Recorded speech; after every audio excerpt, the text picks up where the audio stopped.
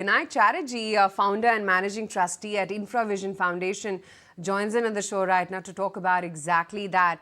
Vinayak, hi, great to chat with you as always. Projects worth 11 lakh crore rupees in last 75 days. That's quite a feat. Indeed, it is. Indeed, it is. And I think, as your commentator rightly said, the country is and has been going through an infrastructure boom across. I mean, this is across sectors: roads, power, irrigation, railways, so airports, ports, logistics. It's across sectors and across the Indian subcontinent in terms of geographies, from the northeast to the north to the west.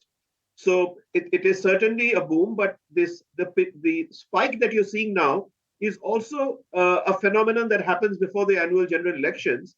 That before the code of conduct sets in, a whole lot of inaugurations happen, even if the projects are not 100% ready, and a whole lot of push is given for people to complete projects, announce new projects. So this is the pre-general election. It always happens that there is a peak in activity, but overall, it's a good thing. Over to you. Vinayak, interestingly, these projects pretty much are spread across spectrum. It is not only road, it is not only bridge. Right. This is like a very strong messaging as to that how infrastructure built up is really getting created everywhere. So that's true. Now, while we can keep talking anecdotally that this has been inaugurated and that has been announced, what is important for us to note in terms of looking at the forest and not the trees is that India has by and large consistently stuck to the stand of putting 7% of its GDP, nominal GDP, as an outlay for the infrastructure sector. Now, let me just in fact, this year, the investment in infra is expected to be about 22 lakh crores by 31st March against a nominal GDP of 297 lakh crores. That will give you close to 7%, although the aspirational target is 8%.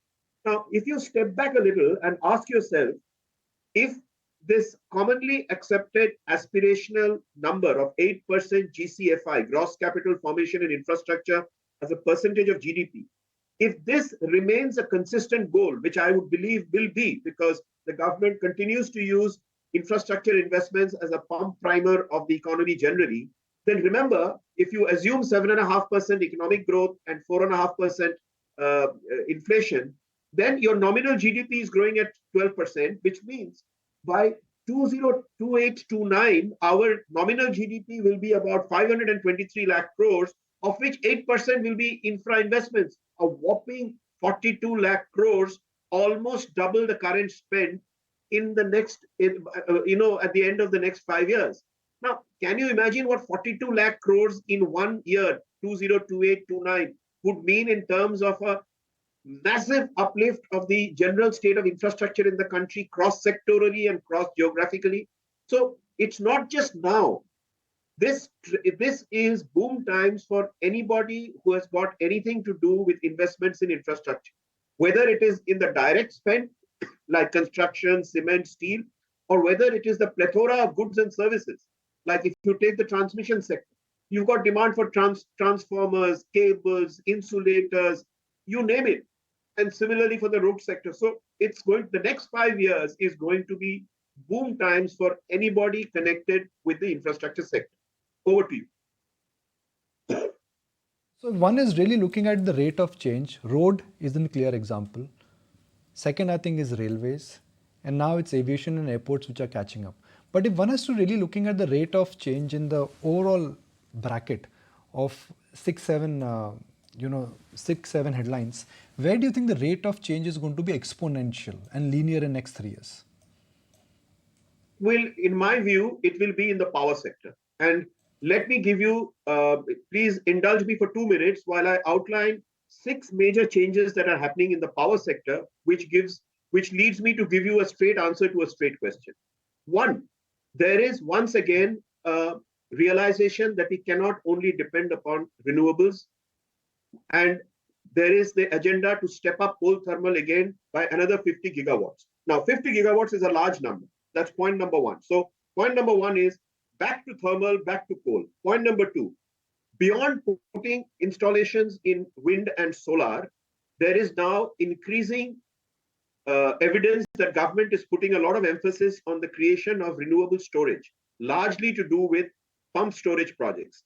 That is creating a different kind of infrastructure push across the country so that you get round the clock renewables. Item number 3 is that to connect this huge upsurge in new installations of coal and renewables in remote parts of the country, companies like KEC and Kalpataru will confirm my telling you that there is currently a domestic boom in the orders for transmission lines and related projects. That's item number 3. Item number 4 is in the distribution sector. There is a massive quiet reform taking place. Smart meters are sweeping across the country. Time of day pricing is going to start from 1st April. There is a massive reduction in outstandings of discoms from 1,40,000 crores to 45,000 crores. And people haven't quite actually caught on to the fact that government has announced an enabling policy for second licensees across all distribution areas to actually start attacking the monopoly of state discoms. Item number 5 is the rise of rates in merchant power with the demand for power rising with the powering of the Indian economy.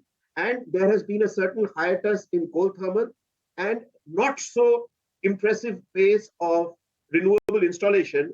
There is a very clear expectation that merchant rates are going to be rising in the medium term for the next 2 to 5 years. And therefore, that will very, very positively affect the share prices of generating companies. And my last point is that the government has now indicated and signaled a clear interest in moving ahead with it at a more rapid pace on nuclear power, both in terms of PPP formats in collaboration with Nuclear Power Corporation of India, as well as an alternative format for which an MOU has been signed in the last Indo-US dialogue of setting up what is called 300 megawatt SMR, small module reactors. So when you add up all of this, I would like to offer my suggestion that the most happening sector, in a situation where all sectors are going to do well, but the most happening sector is going to be the energy sector. But over to you. Happening sector would be the energy sector. Okay, within the energy sector, let's look at power, specifically, which you mentioned.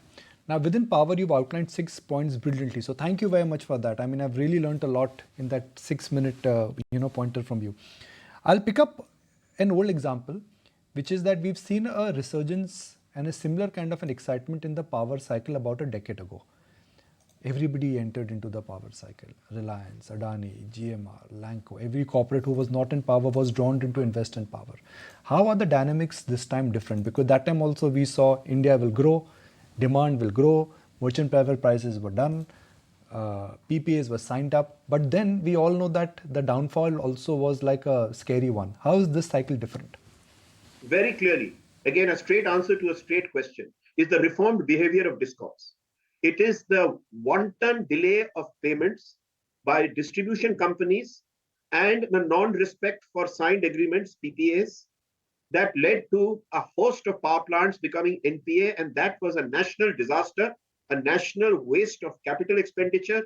And as a citizen, I think we were all very concerned. It was the abject behavior of discoms, and that scenario has changed.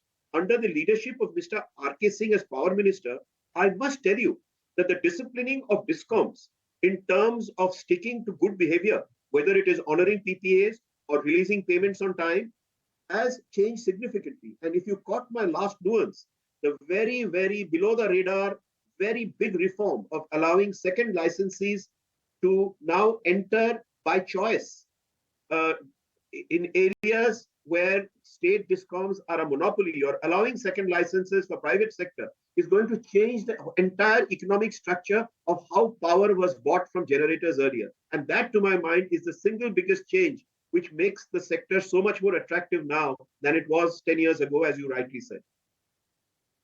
Question again related to the power sector and really the first part of that 6-point masterclass, which is that we've looked at alternatives now.